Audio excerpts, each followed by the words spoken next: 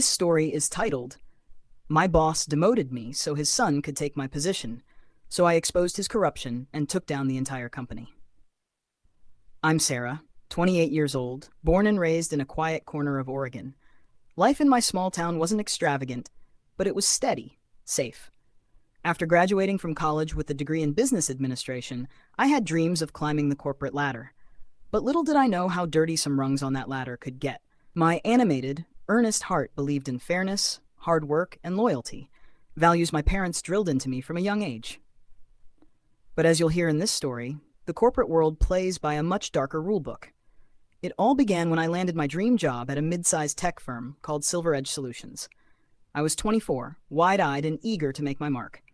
Over the years, I poured my energy into my work, often going above and beyond my job description. I was the person who stayed late, solved problems no one wanted to touch, and made the impossible seem possible.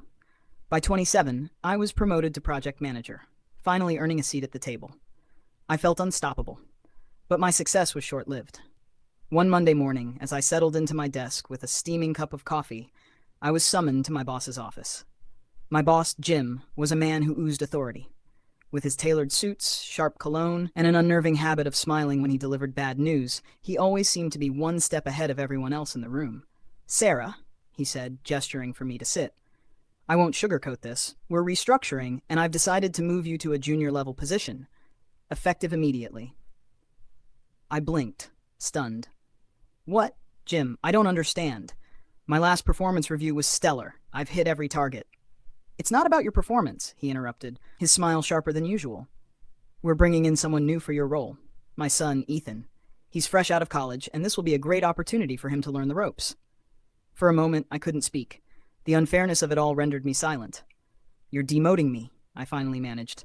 "To give your son, a rookie, my position? How is that fair?" Jim's smile faded, replaced by a cold glare. "This is business, Sarah, not a democracy.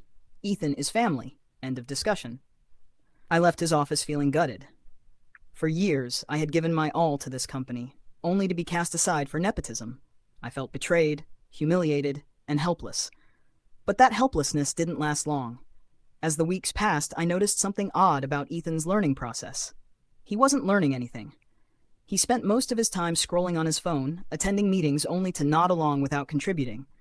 Yet, Jim lavished praise on him, treating him like the golden child of Silver Edge.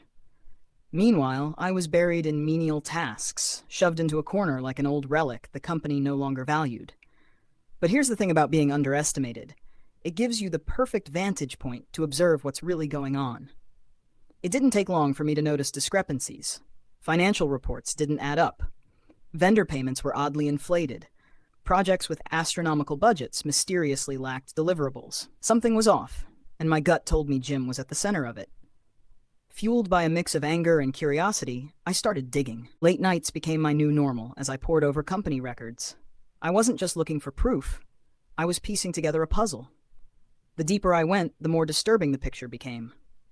Jim wasn't just playing favorites. He was siphoning money from the company into dummy accounts, covering his tracks with fake invoices and manipulated reports. Ethan wasn't a clueless pawn. He was complicit, funneling information and aiding his father's schemes.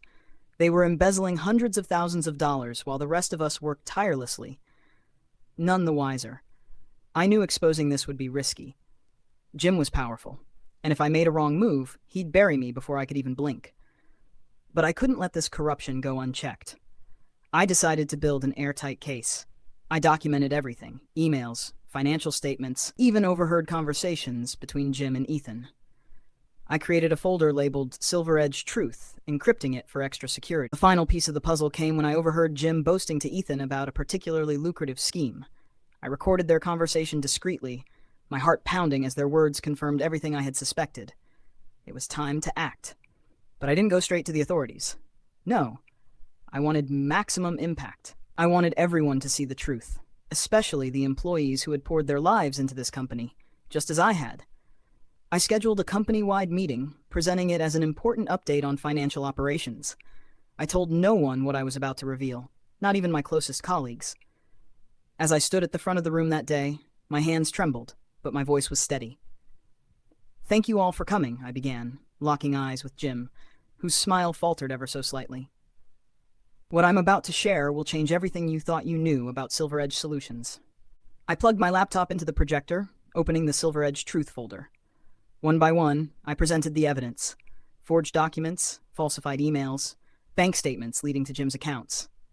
Gasps filled the room as I played the recorded conversation between Jim and Ethan, their voices unmistakable. Jim's face turned ashen. Ethan slouched in his chair, his usual arrogance replaced by panic. "This isn't just unethical," I said, my voice growing louder. "It's illegal.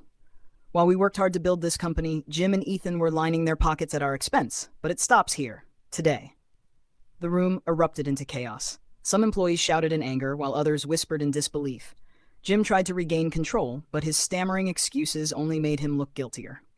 I had already contacted the authorities before the meeting, and within hours, investigators arrived to seize company records and question Jim. Watching him being escorted out of the building in handcuffs was a moment I'll never forget. Silver Edge Solutions didn't survive the scandal. The company folded within months, but I didn't feel like I had lost. If anything, I felt free. Stay tuned for the conclusion of this story. What happened after the company collapsed will shock you even more. The aftermath of Silver Edge's collapse was a whirlwind. Once the dust settled, the fallout was even greater than I anticipated. The media latched onto the story like a dog with a bone. Headlines screamed about embezzlement, nepotism, and corporate corruption. Jim's smiling photos from company events were juxtaposed with mugshots, while Ethan's social media was flooded with angry comments. I thought exposing the truth would give me closure, but it was more complicated than that. Watching the company crumble felt bittersweet. Silver Edge had been my professional home for years, and many employees who weren't involved in the scandal lost their jobs. I couldn't help but feel responsible. But regret wasn't an option. The truth needed to come out, and if I hadn't taken a stand, Jim's corruption would have destroyed even more lives. As for me, I didn't walk away unscathed. In the corporate world, whistleblowers are often seen as liabilities, not heroes. Despite my clean record and proven skills, finding a new job was an uphill battle. Potential employers would glance at my resume, recognize the Silver Edge name, and grow hesitant. "We admire your courage," they'd say, "but we're not sure you'd be a good fit here." For months, I struggled. I lived off savings, cutting back on expenses, and questioning whether I'd made the right choice. Was exposing Jim worth the personal cost? The answer came unexpectedly. One day, I received an email from someone named Rebecca Miles. She was the CEO of a startup called Novatech Innovations, a company I'd heard whispers about in the industry. Her message was simple. "Sarah, I followed your story and admire your integrity. We need someone like you at Novatech. Let's talk."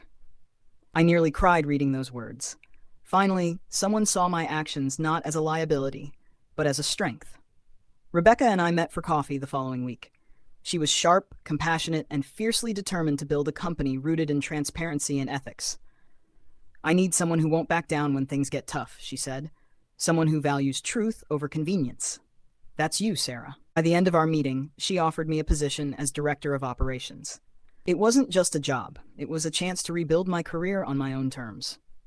Working at Novatech was like stepping into a different world. The company thrived on collaboration, respect, and accountability. Everything Silver Edge pretended to be, but never was. My experience at Silver Edge became an asset, a cautionary tale that shaped how I approached challenges. Over time, I began sharing my story with others, not just as a cautionary tale, but as a beacon of hope. I started speaking at conferences, mentoring young professionals, and even writing about my experiences. What began as a nightmare transformed into a platform for change. Jim, on the other hand, faced justice. He was sentenced to several years in prison, his reputation forever tarnished. Ethan disappeared from the public eye, his father's name now a stain he couldn't wash away. As for Silver Edge, it became a case study in ethics courses, a reminder of what happens when greed overtakes integrity. Looking back, I wouldn't change a thing. Yes, I lost a lot, but I gained something far more valuable: the knowledge that standing up for what's right is always worth it, even when the odds are stacked against you. And to everyone listening to this story, here's my message. Don't let fear silence you. Whether in the workplace or in life, your voice has power.